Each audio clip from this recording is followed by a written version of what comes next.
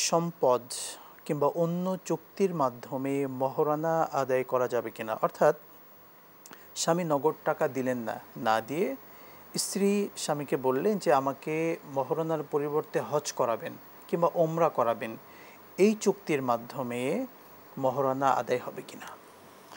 খুবই চমৎকার প্রশ্ন। এবং এ ব্যাপারে একটা হাদিস এসেছে। রাসূল সাল্লাল্লাহু আলাইহি ওয়াসাল্লামের কাছে এক মহিলার বিয়ের প্রস্তাব হলো। সে বলল যে আমার বিয়ে দেওয়ার ব্যবস্থা করেন। রাসূল সাল্লাল্লাহু আলাইহি ওয়াসাল্লাম বললেন একজন সাহাবীকে, কে তোমরা বিয়ে করবে? তখন একজন বললেন যে ইয়া রাসূলুল্লাহ, আমি বিয়ে করতে রাজি আছি, কিন্তু আমি তো নিঃস্ব, আমার কোনো টাকা পয়সা কিছু নেই।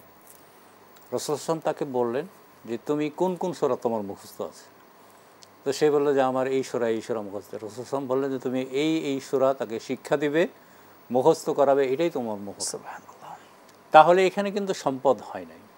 এজন্য যে ভাই বলতেছেন ওমরা করতে পারে, করাবে কিংবা হজ করাবে, তাহলে পরে হবে। আপনি দেখেন ইন্দোনেশিয়াতে বিশেষ করে, সেদিন এক ভদ্রলোক ওখানে থাকেন, বিয়ে করেছেন। উনি বললেন যে আমি এখানে এসে আশ্চর্য হয়ে গেছি, এখানকার মেয়েরা টাকা পয়সা চায় না, টাকা পয়সা আজকে আছে কাল চলে যাবে, তুমি আমাকে ওমরা করায় নিয়ে আসবা, কেউ শর্ত দেয় আমাকে হজ করায় নিয়ে আসবা, কেউ শর্ত দেয় আমাকে এই সূরা কয়েকটা তুমি পড়ে শুনে আমাকে মুখস্থ করাইবা।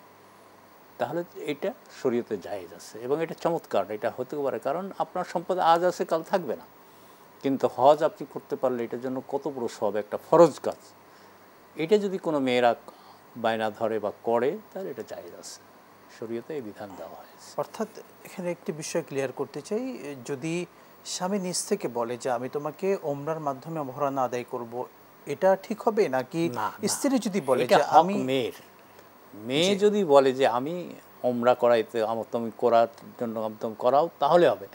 কিন্তু আপনি যদি বলেন যে না আমি মহারণা উমরা করে নেব, এমনও তো হতে পারে যে আপনি কাউরে হয়তো ফ্রি টিকিট পেতে পারেন, অনেক কিছুই হতে পারে। কেন এখানে অন্য উদ্দেশ্য থাকতে পারে, সেই স্ত্রীর মনের যে চাহিদা সেটার আলোকে মহারণাটা হবে। যদি তিনি বলেন যে হ্যাঁ আমার মহারণার টাকা থেকে আমাকে ওমরা করাও কিংবা হজ করাও, সেক্ষেত্রে এটা বৈধ হবে পুরোপুরিভাবে। আরেকটি বিশেষ, মহারণাতে নগদ টাকার পরিবর্তে স্বর্ণ আমাদের সমাজে দেয়া হয়, স্বর্ণ কিংবা রৌপ্য কিংবা গহনা, এই অর্নামেন্টস, এগুলোর মাধ্যমে মহারণা আদায় করা এটা হবে কিনা? এটা জায়েজ আছে। কারণ হযরত আলী রাদিয়াল্লাহু তাআলা আনহু যখন ফাতেমার সাথে বিয়ে হয়, তখন ওনার কোনো সম্পদ ছিল না, টাকা পয়সা ছিল না। তখন উনি তার লৌহবর্ম, বর্ণনায় এসেছে কোনো একটা অস্ত্র উনি বলেছেন এটা আমি দিলাম, এবং সেটাকে রাসূল সাল্লাল্লাহু আলাইহি ওয়াসাল্লাম বিক্রি করে যেটা পাওয়া হচ্ছে, যেটা আমরা মহরে ফাতেমি বলে থাকি, অল্প মূল্যে।